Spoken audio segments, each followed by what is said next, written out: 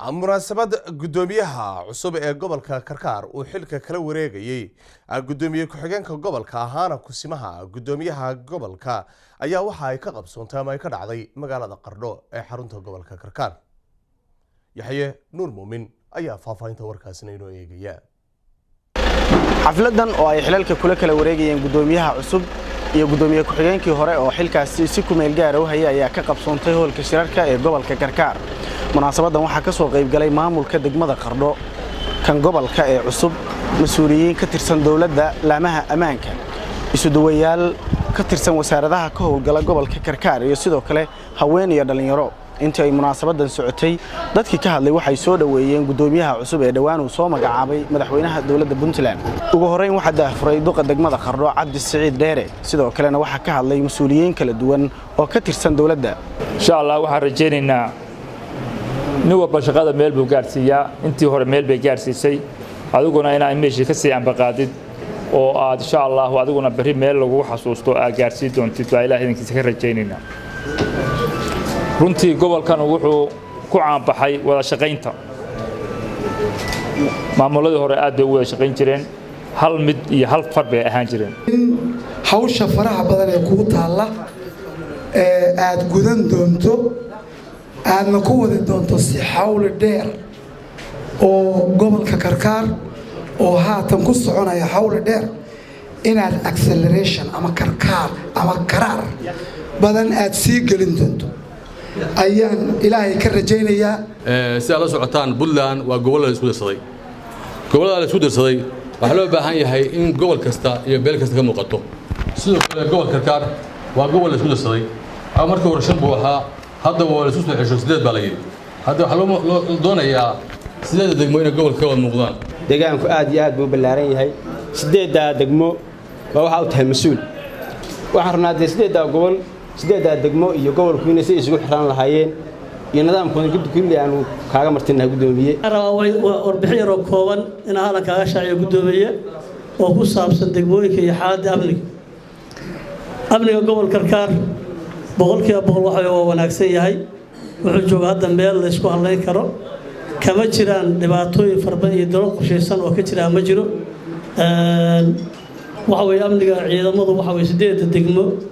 sidoo kale intay socotay munaasabadan waxa ka hadlay nabadoono iyo caaqilo waxana ay dhankooda dardaaran iyo soo dhaweyn u soo jeediyeen gudoomiyaha cusub ee gobolka Karkaar.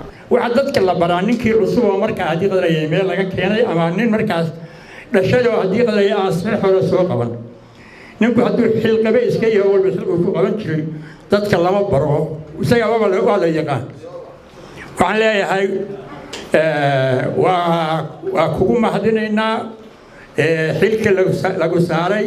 marka waxaan leeyahay way fafaalo fiican haddaynu sidaa u ogaano aynu u fadhino intay naga maqana ay ogaadaan inaynu amarada iyo shaqada iyo haddaynu ina xukumo mas'uulna inaga yahay inaguna aynu la shaqayno u hogaansano. gobolba magaala madaxda degmooyinka waa idin garab taagan anagoo ku hadlaaya magaca gabdhaha degmooyinka iyo gobolka xarunta Qardhood waa idin garab taaganahay, gacan baanu idin siinaynaa, waa idin la shaqaynaynaa.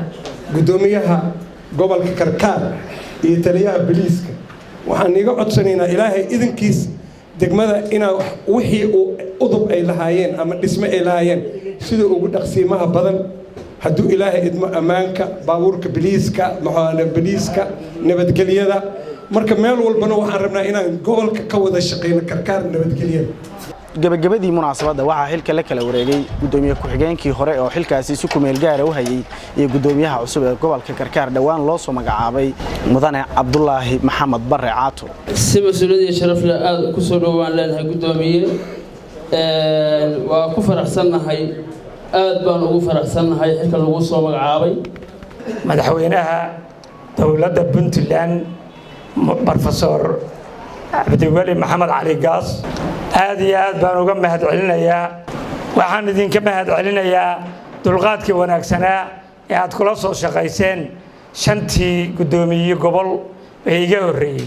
laakiin waxaan kaga nasiib badnahay bulshada maanta reer Karkaar sideedeeda degmo shantii hore iyo saddexda damaba iyo bulshada hadda shaqaynaysaba inay jawiga ka bedelan yahay gacan ku dhiigla dalka maraya qoryaha magaalada dhex maraya dadkeenuna waa ku faana raalli ma ka wadanahay inayna arrintaa u fniraano oo ka wada baxno oo haddii walaalkay la soo qabanayo aan anigu saxiixi karo oo nabadoonku saxiixi karo wiilka dooran karo ciidan uu soo qabto yaxya nuur muumin telefishinka iyo raadiyaha dowladda Puntland magaalada Qardho